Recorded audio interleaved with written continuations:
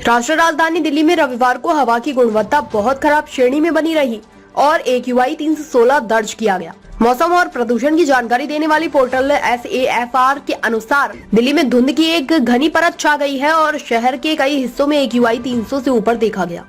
कई इलाकों में AQI बहुत खराब श्रेणी में दर्ज किया गया, जैसे द्वारका सेक्टर 8 में 335, ITO में 327, ओखला में 319, रोहिणी में 329, विवेक विहार में 338, आनंद विहार में 340 और बवाना में 332।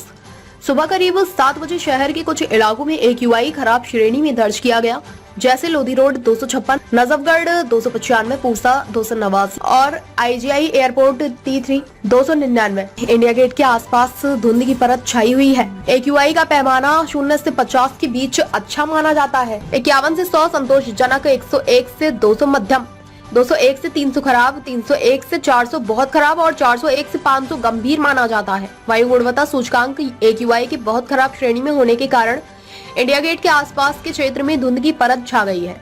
दिल्ली के निवासी विशाल गुलेरिया ने कहा, प्रदूषण बहुत ज्यादा खराब हो गया है, सांस लेना मुश्किल हो गया है, बच्चों और बुजुर्गों को परेशानी हो रही है। हर व्यक्ति प्रदूषण से प्रभावित है। सरकार को इस पर ध्यान देना चाहिए और समाधान ढूंढना चाहिए ताकि यह प्रदूषण खत्म हो।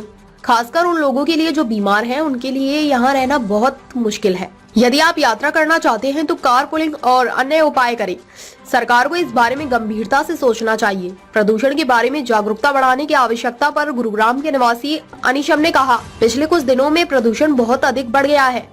स्कूल बंद है और ठंड के साथ यह और मुश्किल हो गया है। एक अन्य गुरुग्राम निवासी अमोल ने कहा, प्रदूषण की स्थिति खराब है। सरकार जो भी कर रही है उससे ऊपर अब समय आ गया है कि लोग जागें और इसके बारे में कुछ करें। स्कूल बंद है और कम वाहनों का उपयोग कोई स्थायी समाधान नहीं है। मुझे लगता है कि इसके लिए दीर्घकालिक नीतियों को प्रभावी ढंग से लागू किया जाना चाहिए।